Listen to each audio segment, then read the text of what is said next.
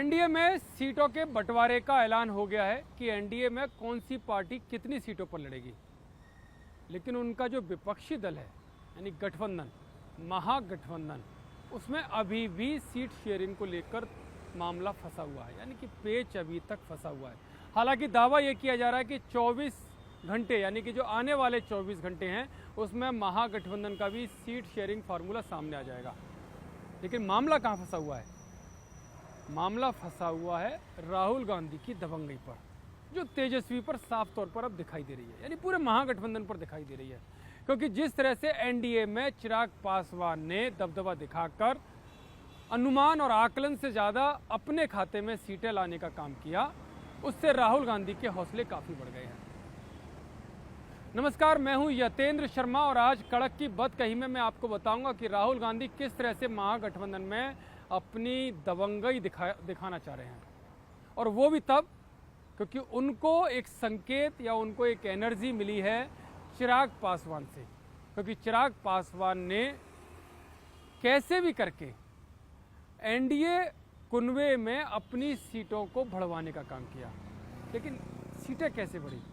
जब भी कोई बड़ा काम होता है या जब भी कोई बड़ी पार्टी होती है तो वो थोड़ा उदार दिल दिखाती है और कुछ विनम्रता के साथ पेश आती है। मैं आपको ये समझाऊंगा कि कैसे। अब एनडीए के सीट शेयरिंग वाली तस्वीरों को ध्यान कीजिए, वो विजुअल्स अपने जहन में लाइए। आप देखेंगे जो बीजेपी के कद्दावर नेता हैं, मोदी सरकार के कैबिनेट मंत्री जो बिहार चुनाव के प्रभारी बनाए गए हैं, धर्मेंद्र प्रधान, उनके साथ दूसरे कद्दावर नेता जो बीजेपी के राष्ट्रीय महामंत्री भी हैं और बिहार के प्रदेश प्रभारी हैं, विनोद तावड़े, और उनके साथ कभी मंगल पांडे, कभी नित्यानंद राय, कभी नितिन नवीन, कभी सम्राट चौधरी, यानी कोई ना कोई बिहार कोर ग्रुप का बड़ा नेता इनके साथ कभी चिराग पासवान के घर गया, कभी जीतन राम मांझी के घर गए, कभी उपेंद्र कुशवाहा के घर गए, और एक बार नहीं, दो, तीन, चार बार तक गए। क्योंकि ये मैसेज था कि एनडीए का जो कुनबा है वो एकजुट रहना चाहिए, और एकजुट रहने के लिए जो बड़ी पार्टी है यानी कि जो बड़े नेता हैं वो विनम्रता के साथ झुकने के लिए भी तैयार हैं। और खुद मैसेज दिया कि वो उनके घर, जो उनके अपने सहयोगी दल हैं, वो उनके घर जाने से भी गुरेज नहीं करते। लेकिन क्या ऐसी कोई तस्वीर आपको महागठबंधन के नेताओं ने दिखाई? क्या कोई ऐसी कोई तस्वीर आपको देखने को मिली कि राहुल गांधी तेजस्वी के यहाँ गए हों? तेजस्वी तो छोड़िए, तेजस्वी के जो पिता हैं लालू प्रसाद यादव, वो तो बड़े कद्दावर नेता हैं, वो तो हमेशा गांधी परिवार का सम्मान करते हैं। तो लेकिन क्या ये राहुल गांधी की जिम्मेदारी नहीं बनती कि जो लालू प्रसाद यादव जैसे बड़े नेता का वो सम्मान करें, खुद बड़ा दिल दिखाकर? अगर उन्हें सीटें ज़्यादा चाहिए तो अगर वो लालू प्रसाद के पास जाते, लालू यादव जी के पास जाते, तो क्या अब तक जो पेच फंसा हुआ है क्या उसका सॉल्यूशन नहीं निकलता? लेकिन अभी तक ऐसा नहीं किया गया। और उसमें किस तरह से बौखलाहट या किस तरह से छटपटाहट सीट शेयरिंग को लेकर दिखाई देती है, वो उनके जो दूसरे सहयोगी दल के नेता हैं मुकेश सहनी, उनके बयान को देख लीजिए। कल उन्होंने दिल्ली आने से पहले बोला कि महागठबंधन अस्वस्थ चल रहा है और उसके इलाज के लिए वो दिल्ली जा रहे हैं क्योंकि दिल्ली में ही इलाज हो सकता है। ये एक तंज था कि महागठबंधन में सब कुछ ठीक नहीं है, और जो भी हैं, जो भी उनके सहयोगी दल हैं, चाहे वो लेफ्ट दल हों, चाहे वो राहुल गांधी हों, चाहे वो तेजस्वी हों, हर कोई अपने आप को एक दूसरे से बड़ा नेता साबित करने में तुला हुआ है। महागठबंधन कैसे एकजुट हो, महागठबंधन का फॉर्मूला कैसे सब उस पर सहमति, आम सहमति, सर्वसम्मति बने, इस पर फोकस नहीं कर रहे। उसमें सहमति ये है कि कौन उस पूरे गठबंधन का नेतृत्व करेगा और कौन उसमें अगर सरकार बनती है तो मुख्यमंत्री बनेगा।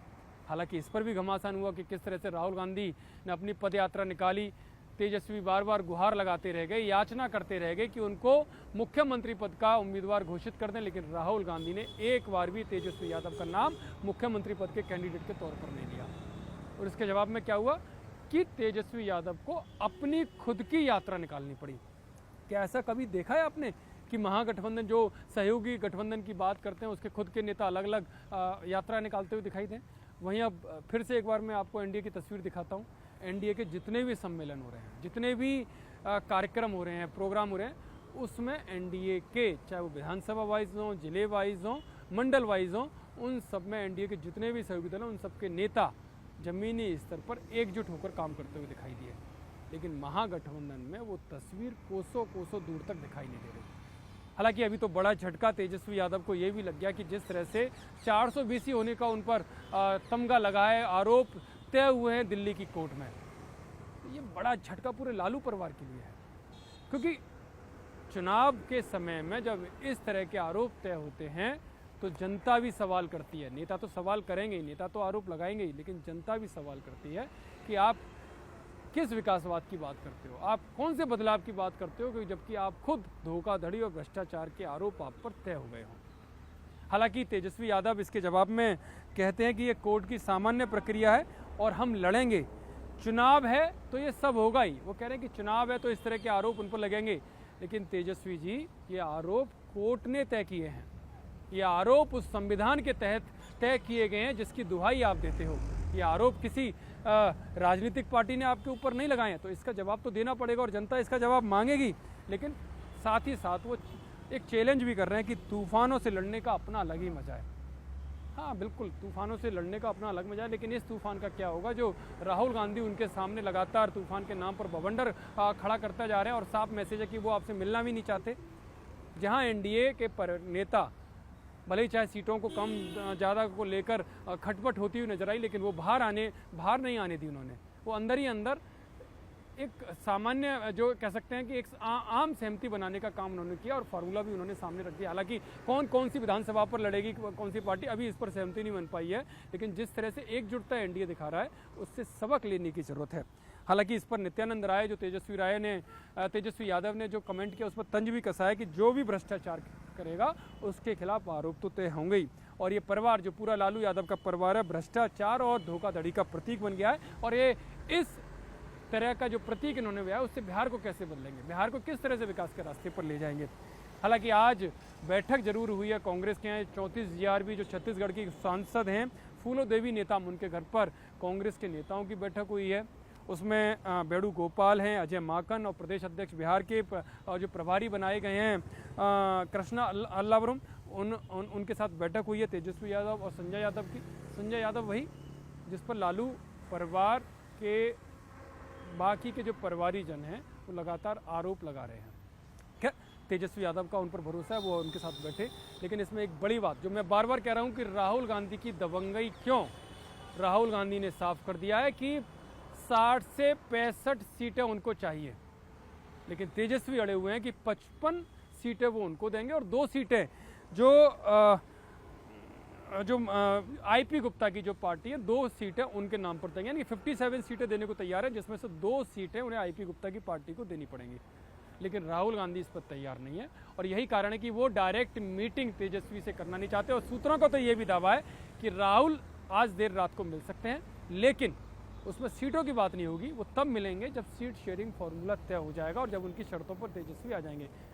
तो कौन झुकता है या नहीं झुकता है ये तो अभी आने वाले कुछ समय में, आने वाले 24 घंटे में तय होगा। लेकिन राहुल की दबंगई साफ है और चिराग के फॉर्मूले ने, चिराग को जिस तरह से बढ़त एनडीए में मिली है उस फॉर्मूले ने राहुल गांधी के हौसले को बढ़ाने का काम किया। और यही कारण है कि अब राहुल गांधी टस से मस होते हुए दिखाई दे रहे और महागठबंधन पर राहुल गांधी की दबंगई कितनी भारी पड़ेगी ये समय बताएगा, क्योंकि लेफ्ट भी अड़ा हुआ है, मुकेश सहनी भी अड़े हुए हैं। ऐसे में तेजस्वी के सामने चारा है या तो वो भी अड़े रहें या फिर एनडीए से सबक लेते हुए वो बड़ा दिल दिखाएं और विनम्रता के साथ अपने सहयोगी दलों को एकजुट करते हुए और एक बीच का फॉर्मूला निकालें।